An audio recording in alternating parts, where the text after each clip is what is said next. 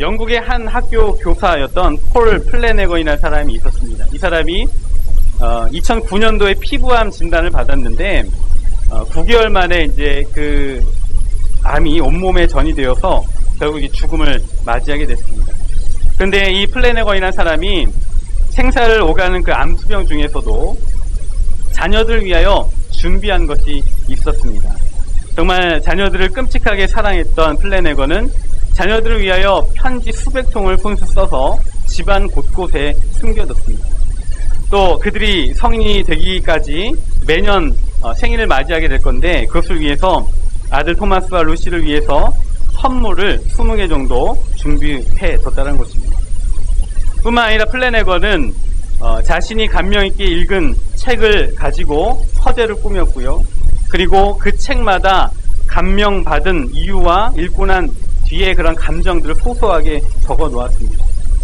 그리고 자식들을 위하여 삶에 만족하는 28가지 방법이라는 긴 메모에 그 메모를 컴퓨터에 남겨둠으로 말미암아 아이들이 자라면서 아버지가 없는 그 빈자리 가운데 공백이 없도록 세심하게 준비한 배려와 흔적이 있었습니다. 그래서 많은 사람들이 이 모습을 보고 감동을 했다는 것입니다.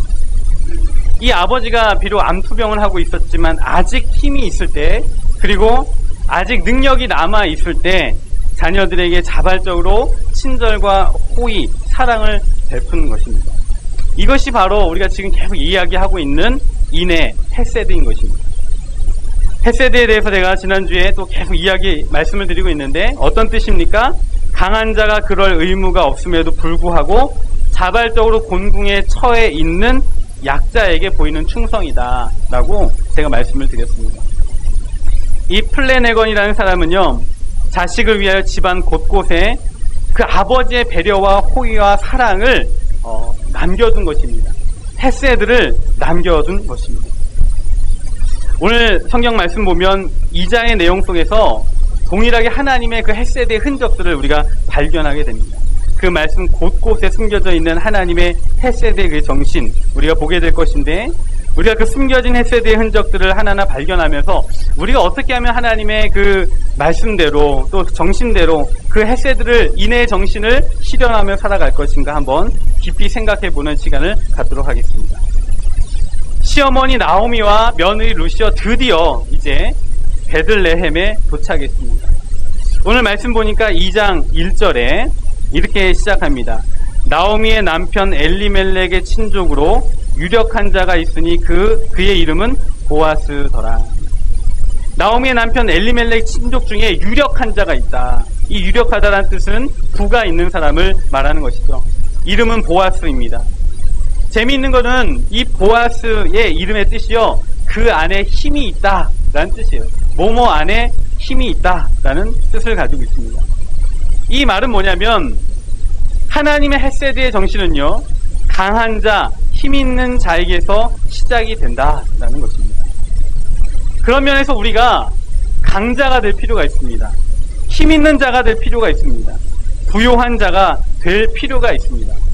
그런데 우리가 강자가 되고 힘을 갖고 부요한 자가 되려 하는 이유는 딱 한 가지입니다. 흘려보내기 위해서입니다. 그 힘을 다른 약자를 위하여 흘려보내기 위해서 우리가 그럴 의무가 없음에도 불구하고 자발적으로 그것을 흘려보내고 약자에게 흘려보내기 위해서 그것을 얻어야 한다는 것입니다. 그래서 우리 우감교회 모든 성도들이 힘을 얻기를 원합니다. 특별히 물질 축복을 받기를 원하고 명예의 축복을 받기를 원하고 보아스와 같이 유력한 자가 되시기를 간절히 소망합니다. 그런데 왜 우리가 그것을 얻어야만 하는가? 바로 하나님의 은혜, 이 헤세드를 흘려보내기 위해서, 이 하나님의 헤세드를 행하기 위해서 힘을 얻고 또 우리가 가져야 한다는 사실입니다.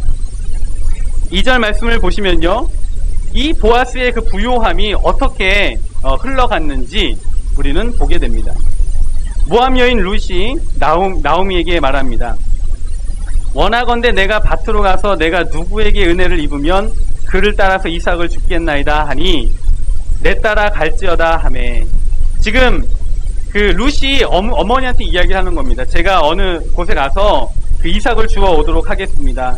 누군가의 은혜를 입으면 제가 이삭을 수거해서 가지고 오겠습니다. 라고 시어머니에게 이야기를 하니까 내 따라 갈지어다 라고 이야기했습니다. 그리고 룻이 길을 떠납니다. 3절에 보니까 룻이 가서 베는 자를 따라 밭에서 이삭을 줍는데 우연히 엘리멜렉의 친족 보아스에 속한 밭에 이르렀더라. 이렇게 말씀하고 있습니다. 이 사람이 이제 이삭을 줍기 위해서 길을 떠났는데 우연히 보아스의 밭에 이르렀다라는 것입니다. 우리가 한 가지 기억해야 될 것은 뭐냐면 오늘 나오는 여인 룻과 나오미는요, 지금 누군가의 은혜를 입어야만 하는 그런 사람입니다. 전에 제가 말씀드렸죠. 고대 사회의 과부들은요, 먹고 살 수 있는 수단이 없었습니다. 그래서 나오미와 룻은요, 모압 땅에서 지금 돌아왔는데 아무것도 가진 것이 없는 상태였고, 텅 빈 상태였고, 먹고 살 만한 미천이 하나도 없는 그런 상태였기 때문에 누군가의 은혜를 입지 않고는 살 수가 없는 그런 상태였다는 것입니다. 그래서 룻과 나오미는요, 지금 힘 있는 자, 유력한 자, 보아스와 같은 사람의 밭에 가서 그곳에 떨어져 있는 이삭을 주워서 삶을 이어가야 하는 그런 궁핍한 상황 가운데 있었다라는 거예요. 그래서 여러분 성경에 보면요, 참 재밌는 규정이 하나 있습니다. 율법에 보면 이삭 줍기 규정이라는 게 있어요. 거룩한 성경에 무슨 이삭 줍기 규정이라는 게 있느냐, 이제 의아해 하시는 분들이 있겠지만, 성경에 의하면 이스라엘 백성은요, 밭이나 포도원에서 소출을 수확할 때 100% 걷어들이면 안 됩니다. 만약 수확을 하다가 그 나달이 떨어지면요, 그것을 주우면 안 됩니다. 수확을 하다가 포도 나달이 떨어지면 그것을 주우면 안 되는 것입니다. 레위기 19장 9절 10절 보면요, 하나님께서 뭐라고 이스라엘 백성에게 명령하셨냐면, 너희가 너희의 땅에서 곡식을 거둘 때 너는 밭 모퉁이까지 다 거두지 말고 밭을 수확할 때 모퉁이는 남겨두라는 겁니다. 남겨두라는 겁니다. 내 떨어진 이삭도 줍지 말며, 그리고 내 포도원의 열매를 다 따지 말며 포도원에 떨어진 열매도 줍지 말고 가난한 사람과 거류민을 위하여 버려두라. 나는 너희의 하나님 여호와니라. 이렇게 말씀하고 있습니다. 이게 성경의 정신입니다. 성경의 정신.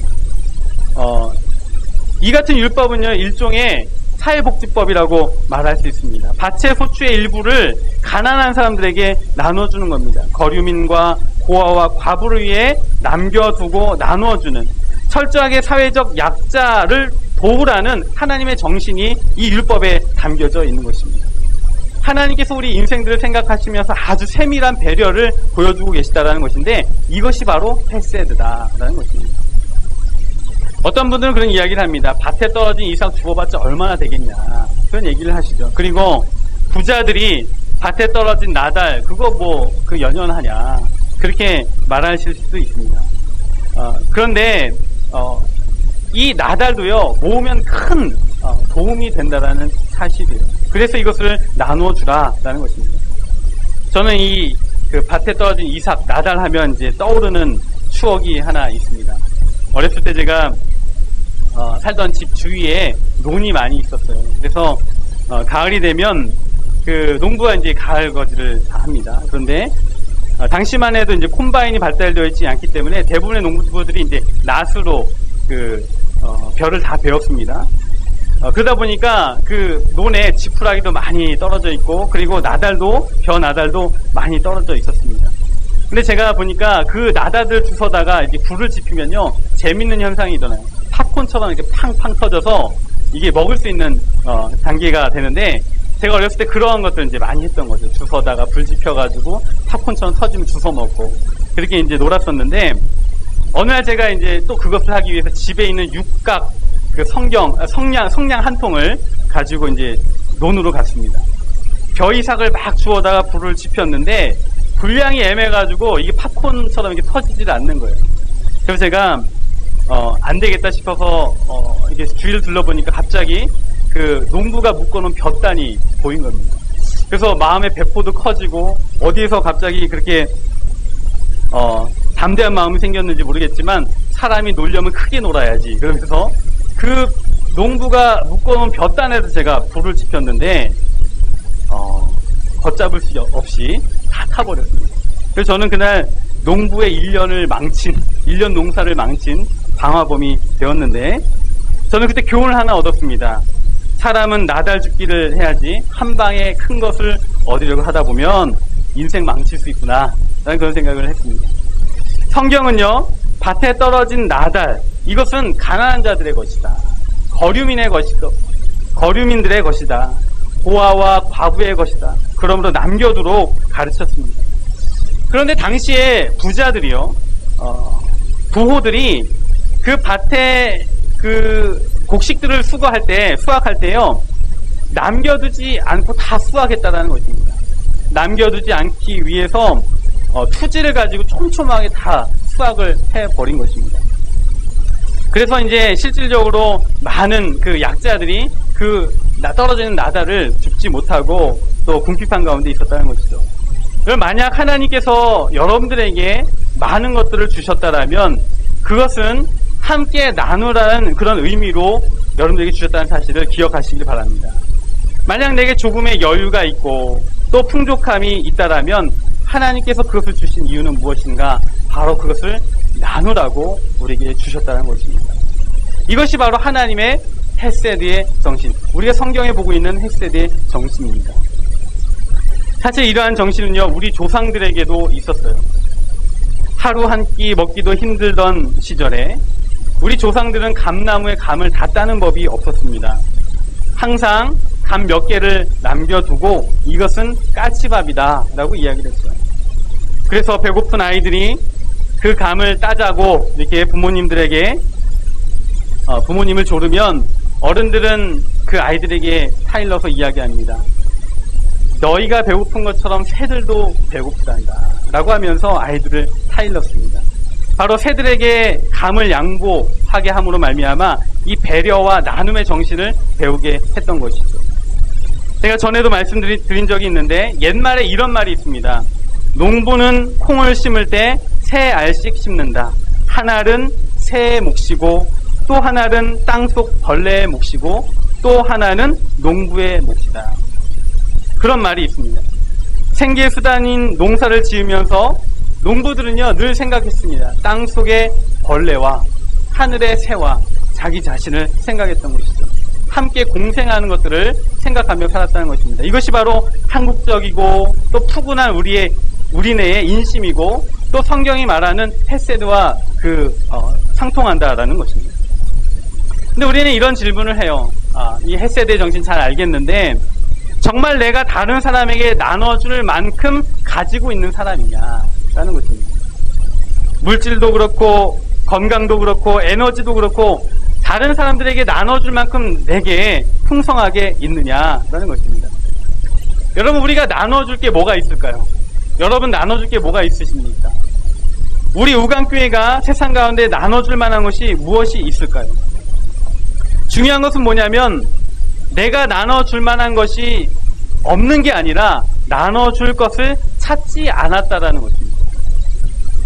지난번 전교인 야외 예배 및 체육대회를 할 때에 집에서 사용하지 않는 포장도 뜯지 않는 새 제품이 있으면 기부해 주십시오라는 그런 광고를 했습니다. 그래서 저는 집에 가서 찾아봤어요. 찾아보니까 뭐가 있는 거예요. 뜯지 않은, 그냥 박스가 뜯지 않은 그런 물품이 있는 겁니다. 그래서 그것을 발견하고는 이야기를 했죠. 우리 집에 이런 게 있었네 라고 하면서 그것을 가지고 내놓았습니다. 나눌 것이 있는지 찾아보면 보이더라는 것이죠. 우리가 나눠줄 것이 없는 것이 아니라 한편으로 나눠줄 것을 찾아보지 않은 그런 게으름이 있었다는 것입니다. 정말 내가 다른 사람에게 나눠줄 만한 것을 가지고 있느냐, 우강교회가 세상에 나눠줄 만한 것을 가지고 있는가, 우리가 생각을 해보면 발견되고 고민해보면 찾아지게 된다는 것입니다. 우리가 물질을 나누는 것도 중요하지만 또 하나 중요한 건 뭐냐면 내가 나눠줄 것을 고민하였다라는 그 가치를 나눠주는 것, 나눌 것을 위하여 고민하고 수고한 그 가치를 나눠주는 것도 상당히 의미가 있다라는 사실인 것이죠. 누군가의 도움과 은혜를 절대적으로 필요한 이웃을 위해서 우리의 친절과 호의와 사랑을 베푸는 것, 이것이 헤세드이고 또 우리가 그것을 위해서 고민하는 것, 무엇을 나누어 줄까, 무엇을 내놓을까 고민하는 것이 매우 중요하다는 것입니다. 이 고민 과정 가운데 아름다운 친절과 사랑과 호의와 헤세드의 열매가 맺혀지게 되는 것인데, 여러분 인생 가운데 그런 열매를 맺히기를 간절히 소망합니다. 오늘 말씀 3절 한번 보십시오. 3절을 보시면요, 지금 룻이요 누군가의 밭에 가서 이삭을 줍는데 우연히 엘리멜렉 친족 보아스에 속한 밭에 이르렀다. 우연히 갔다, 이렇게 이야기를 해요. 그래서 또 4절에 보니까요, 또 마침 보아스가 베들레헴으로부터 와서 베는 자들에게 이르러, 그러니까 자기 밭에 지금 주인이 시차를 온 겁니다. 마침 그때에 보아스가 또 온 겁니다. 우연히 지금 룻이 그 밭에 도달했는데 우연히 그 밭 주인이 지금 온 겁니다. 그래서 이렇게 만나게 된 것이죠. 여러분, 우리가 교회에서는요 우연이란 단어를 잘 사용하지 않습니다. 운명이란 말을 사용하지 않습니다. 왜냐하면 모든 것이 바로 하나님의 섭리이기 때문인 것이죠. 우리는 이렇게 이야기를 해요. 우연히 이 땅에 태어났다. 우연히 태어났고, 우연히 내가 나의 부모를 만났고, 우연히 지금의 배우자를 만나서 이렇게 고생하고, 그죠? 우연히 전도받고, 또 우연히 발이 닿아서 이 우간교회에 와서 신앙생활을 하게 되었다. 그리고 또 우연히 이 자리에서 사람들을 만나서 함께 인간관계를 맺고 살아가고, 또 어떻습니까? 우연히 젊었을 때 시작한 직장생활로 평생 지금 먹고 살고 있고, 그리고 우연히 손댄 그 일로 말미암아 내 인생이 바뀌었다, 이런 고백들을 해요. 그런데 이 우연이라는 말은 맞지만 한편으로 우리 인생의 전체 스토리를 보면요, 그 우연 속에 뭐가 작용하고 있습니까? 하나님의 손길이 작용하고 있었다. 그것이 바로 우리의 고백입니다. 그래서 우리는 우연이란 말을 쓰기보다는 하나님의 섭리다라는 말을 많이 하게 됩니다. 그래서 우리 인생의 전체 스토리를 보면요, 하나님의 손길이 구석구석 안 미친 적이 없다라는 겁니다. 그래서 찬양 가운데 그런 게 있죠. 하나님 한 번도 나를 실망시킨 적 없으시고 주의 손길 안 미친 것 전혀 없는, 그런 고백들을 이제 하게 되는 것이죠. 성경은 말씀하고 있는 것입니다. 우연일지라도 그 우연 속에 하나님의 세밀한 손길이 안 미친 적이 없다. 그리고 우리에게 좋은 것을 주시기 위해서 그 하나님의 세밀한 손길이 우리의 인생을 이끌어가고 계셨다라는 거예요. 그래서 우리는 하나님의 섭리다라고 이야기하는 것이고, 정말 우리가 날마다 불기둥과 구름기둥으로 우리를 인도하셨다라고 우리가 고백하는 것입니다. 이 하나님의 그 인도하심의 세밀한 손길, 그것이 바로 하나님의 헤세드, 하나님의 호의와 사랑이라는 것입니다. 그런 면에서 교회는요, 하나님의 헤세드의 조각을 맞춰가는 곳입니다. 우간교회가 우연히 1986년도에 심동수 원로 목사님 통해서 세워졌습니다. 상가교회를 거쳐서 지금 교회가 지어져서 지금 여러분들 예배하고 있지 않습니까? 그간 많은 사람들이 우연히 전도받고 또 예수 믿고 신앙인이 되었고, 또 그 중에 일부는 지금 이 교회의 중직자가 되어셔서 교회의 기둥의 역할을 감당하고 계시는 것입니다. 이 모든 스토리를 우리가 놓고 보니까 하나님의 세밀한 손길이 안 미친 적 없다. 아멘이십니까? 하나님이 인도해 주셨다라는 것입니다. 그 은혜의 조각 하나하나, 이것이 바로 헤세드라는 그런 하나님의 그 손길의 조각인데, 이 조각이 하나하나 모여서 아름다운 그 하나님의 큰 그림을 만들고 있다는 것이죠. 바로 이 교회가 그 하나님의 그림 중에 하나이고 헤세드의 그림 중에 하나라는 것입니다. 여러분, 이 교회에서 여러분 신앙생활을 하고 계시는데, 여러분들 신앙생활 하나하나가, 인생 하나하나가 바로 하나님의 그 헤세드의 조각 하나하나임을 믿으시길 바랍니다. 우리는 그 그림을 지금 만들어가고 있고, 그 간증의 스토리를, 그 감동의 스토리를 지금 써나가고 있는 것인데, 주님 오시는 그 날까지 하나님의 섭리 가운데 그 아름다운 그 스토리를 만들어가는 저와 여러분들이기를 간절히 소망합니다. 4절에 보니까요, 보아스가 이제 자기 밭에 와서 인부들에게 인사를 해요. 주인인데 지금 밭에 와서 그 인부들에게, 일하고 있는 인부들에게 인사를 합니다. 여호와께서 너희와 함께 하시기를 원하노라 라고 먼저 인사를 건넵니다. 그랬더니 보기 좋게 또 인부들도 이 주인에게 화답을 합니다. 뭐라고 합니까? 여호와께서 당신에게 복 주시기를 원하나이다 라고 이렇게 화답을 합니다. 자기 밭에서 일하고 있는 인부들에게 먼저 말을 건네는 주인 보아스. 우리가 그 보아스를 지금 보고 있는데 여러분, 여기에서 그 사람의 인격이 드러나고 있음을 보게 됩니다. 먼저 입을 열어서 인사를 건네고 입을 열어서 거룩한 고백을 하게 되는 것이죠. 축복을 비는 것입니다. 여호와께서 너희와 함께 하시기를 원하노라, 이렇게 말하는 겁니다. 정말 마음을 담아서, 주인인 보아스가 마음을 담아서 그 인부들에게 하나님이 너희와 함께 계시기를 원하노라, 복 주시기를 원하노라 라고 지금 말하고 있는 것입니다. 평안을 주시고 기쁨을 주시고 행복을 주시기를 원한다라고 거룩한 입술을 열어서 그 헤세드의 정신을 담아서 지금 축복하고 있는 것입니다. 저는 이 말씀을 보면서 그런 생각이 들어요. 우리 우강교회가 정말 이 헤세드의 정신을 담아서 나이와 지위와 조건에 상관없이 먼저 입을 열어서 축복하는 그런 교회가 되었으면 좋겠다. 아멘이십니까? 그래서 우리가 먼저 인사하고 주님의 이름으로 축복하는 그런 은혜가 이 가운데 있을 때 누가 먼저 축복을 하면 그 축복을 맛받아서 같이 축복하고 정말 축복의 은혜가 넘치는 그런 교회가 되어야 할 것인데, 우리 먼저 한번 연습했으면 좋겠는데요.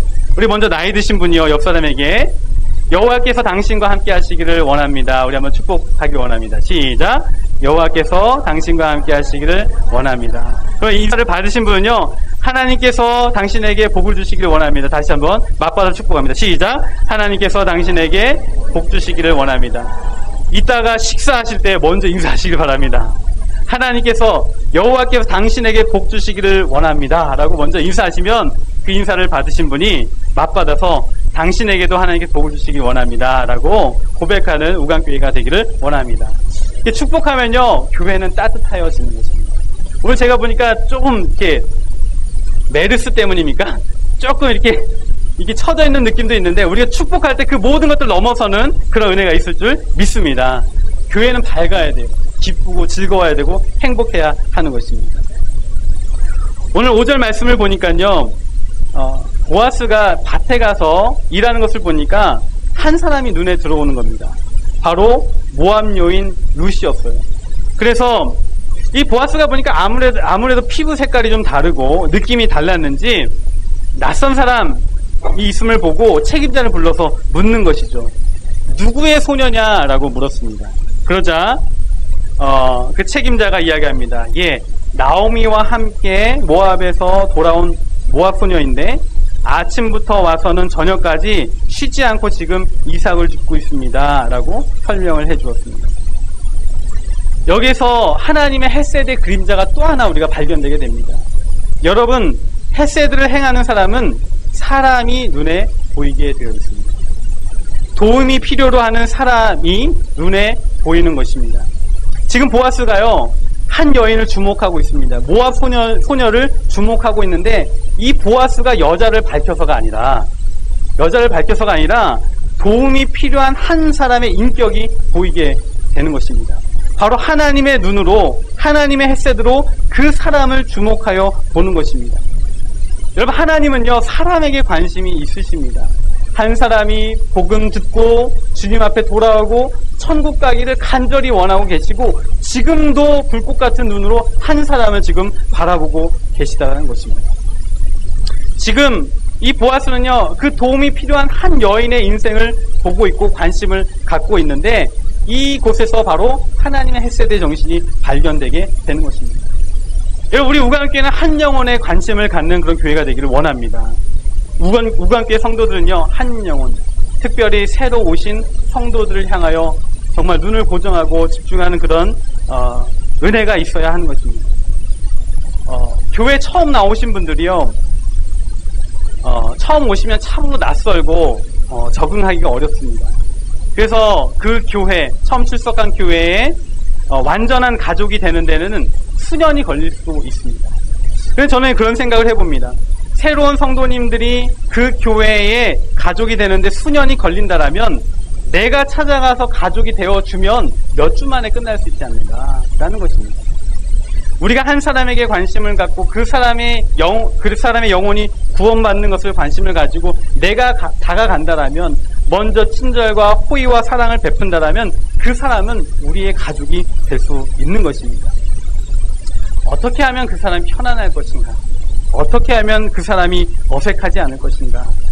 정말 보이지 않는 세밀한 손길과 도움의 손길을 그들에게 베풀고 헤세드의 손길을 베풀 때에 결국 그 사람이 그것을 발견하고 감동하게 되는 것인데, 많은 사람들이 우강교회에 찾아옴으로 말미암아 감동하는 교회가 되기를 간절히 소망합니다. 하나님의 관심은 한 사람에게 있었다는 것입니다. 도움이 필요한 한 사람에게 관심을 보이고 친절과 사랑과 호의를 베푸는 것, 그것이 바로 헤세드다 라고 성경은 우리에게 말씀하고 있는 것입니다.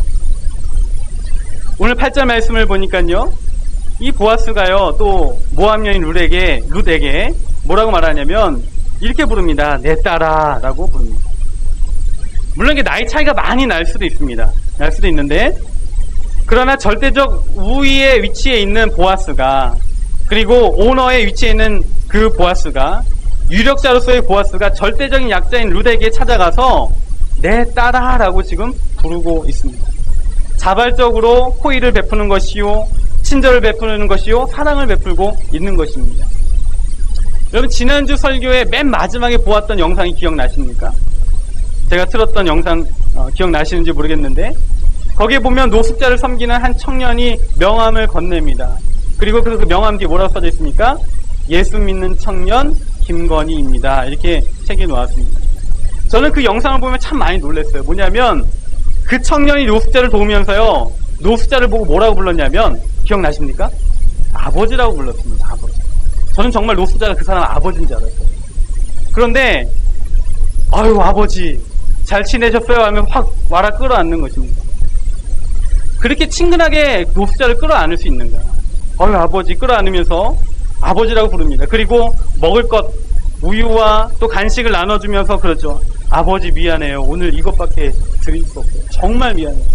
라고 하면서 노숙자를 아버지라고 부르면서 그것을 나눠주는 위치에 있는데도 미안해하면서 나눠주는 그런 모습을 보고 상당히 감동이 되었습니다.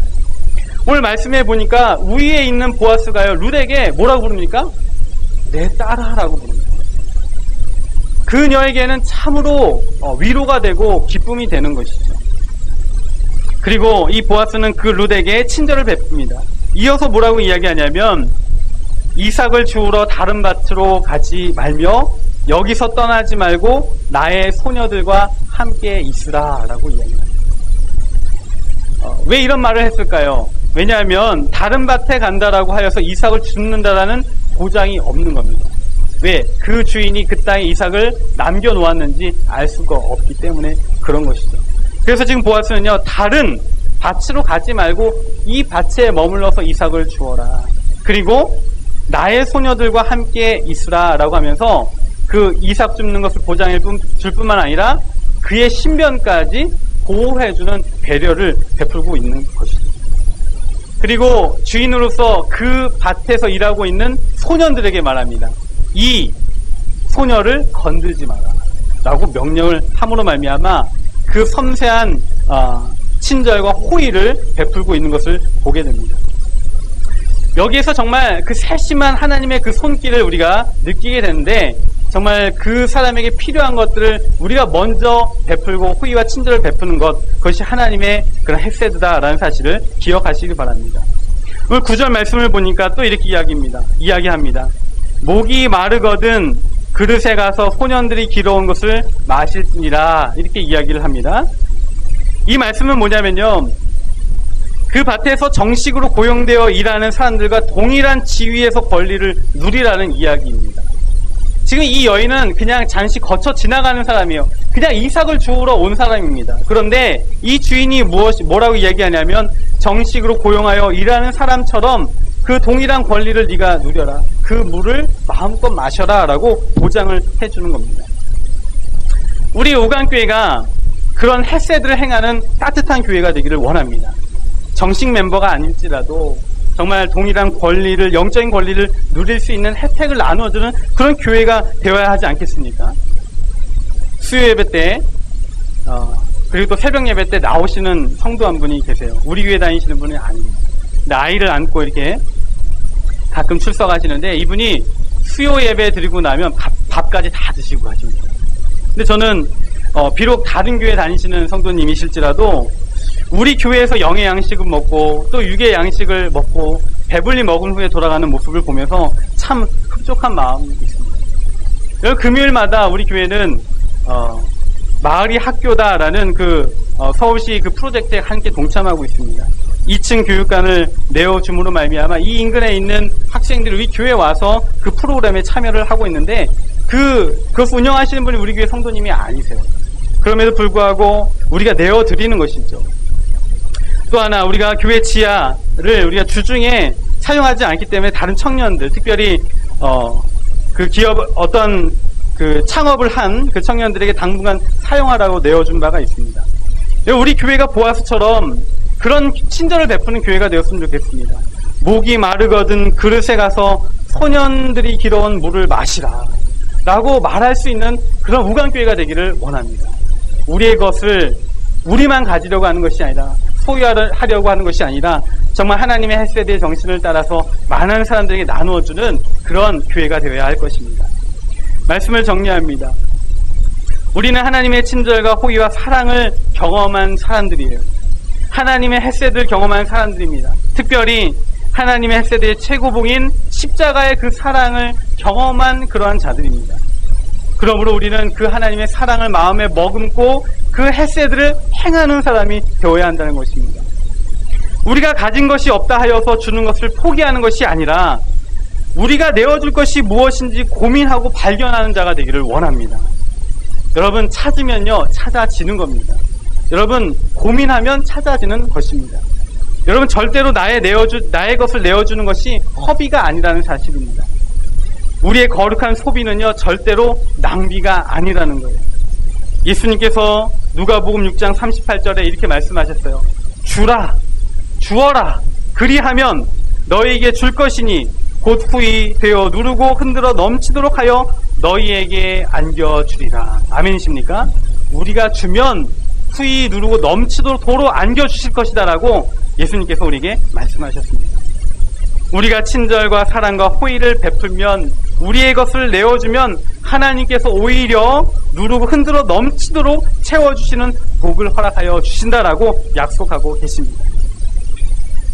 이 보아스를 통하여 그 헤세드가 룻에게 전달되었습니다. 나누어 줌을 경험하였습니다. 이 헤세드를 경험한 룻은 그 마음 가운데 이러한 고백을 해요. 10절 말씀인데요. 우리 한번 같이 읽어보도록 하겠습니다. 10절 말씀 시작. 룻이 엎드려 얼굴을 땅에 대고 절하며 그에게 이르되 나는 이방 여인이거늘 당신이 어찌하여 내게 은혜를 베푸시며 나를 돌보시나이까. 여러분, 은혜를 절대적으로 필요로 하는 자에게 은혜를 베푸는 것이 헤세드입니다. 강한 자가 약자에게 그럴 의무가 없음에도 불구하고 줄 것을 고민하고 또 생각하여 내어주는 것, 그 감동을 전하는 것이 바로 헤세드입니다. 우리가 한 주간 살아갈 때 이 말씀을 가지고 어떻게 살아갈 것인지 한번 고민해 보길 원합니다. 내가 가진 것으로 누구에게 은혜를 끼칠 것인가? 내가 가진 것으로 무엇을 나누어 줄 것인가? 고민하고 행하는 저와 여러분들이 되길 원하고 헤세드를 실천하는 우리 우간교회가 되기를 간절히 소망합니다. 그런 역사가 있을 줄 믿습니다. 잠시